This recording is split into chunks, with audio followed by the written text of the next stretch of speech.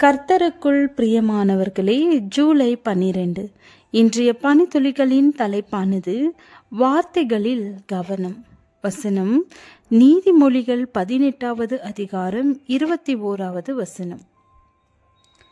மரணமும் ஜீவனும் நாவின் அதிகாரத்தில் இருக்கும், அதில் பிரியப்படுகிறவர்கள் அதன் கனியை புசிப்பார்கள். ஆசிரியரான வில் கால்டன் என்பவர் தன்னுடைய சிறந்த கவிதையான முதல் குடியேறினவனின் கதை என்ற இணைப்பில் மாடுகளை வெளியே செல்ல அனுமதித்ததற்காக தன்னுடைய மனைவியை கடிந்து கொண்ட ஒரு குடியானவனை பற்றி பேசுகிறார். கடினமான சொற்களை பேசிய பின்னரே அவன் தன்னுடைய மனைவியிடம் மன்னிப்பு கேட்க விரும்பினாலும் அவன் மனைவியின் முகம் பாதி அகங்காரமாக தோற்றமளித்ததால் அவன் மன்னிப்பு கேட்கவில்லை.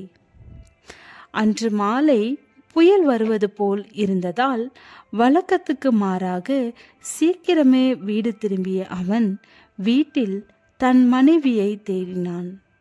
ஆனால் அவள் வீட்டில் இல்லை. ஆனால் மேஜையின் மீது ஒரு சீட்டு இருந்தது. அவளது முயற்சியையும் மீறி மீண்டும் மாடுகள் வெளியே சென்று விட்டன என்று அவைகளை கண்டுபிடிக்கத்தான் சென்றுள்ளதாகவும் அந்த சீட்டின் வாசகம் கூறியது. அவள் புயலில் சிக்கி இறந்துவிடக்கூடும் என்ற அச்சமும் உணர்வும் அவனை பற்றி கொண்டதால் தன்னுடைய நாயையும் கூட அழைத்து கொண்டு தன் மனைவியை தேடலானான். இரவு முழுவதும் தேடியும் பயன் ஒன்றுமில்லை.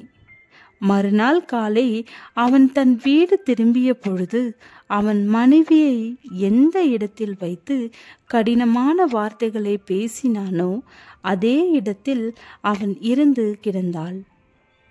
இந்த கதையை முடிக்கும்போது வில் கால்டன் எழுதும் முடிவுரை மிகவும் அருமையானது. பட்டம் விடும் சிறுவர்கள் தங்கள் பட்டங்களை மீண்டும் எடுத்துக்கொள்வார். ஆனால் வார்த்தைகளை பறக்க விடும்போது அப்படி செய்ய முடியாது.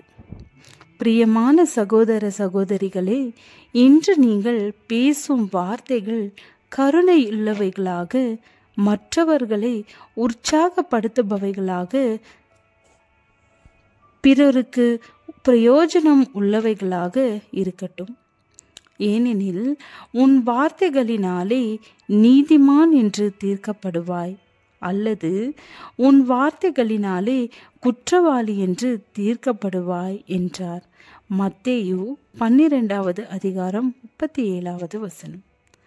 உன் இளமையை குறித்து ஒருவனும் உன்னை அசட்டை பண்ணாதபடிக்கு நீ வார்த்தையினாலும் நடக்கையிலும் அன்பிலும் ஆவியிலும் விசுவாசத்திலும் கற்பிலும் விசுவாசிகளுக்கு மாதிரியாயிரு. 1 தீமோத்தேயு 4வது அதிகாரம் 12வது வசனம். பவுலார் தன் இளம் ஊழியருக்கு வார்த்தையை குறித்து சொன்ன ஆலோசனை அது.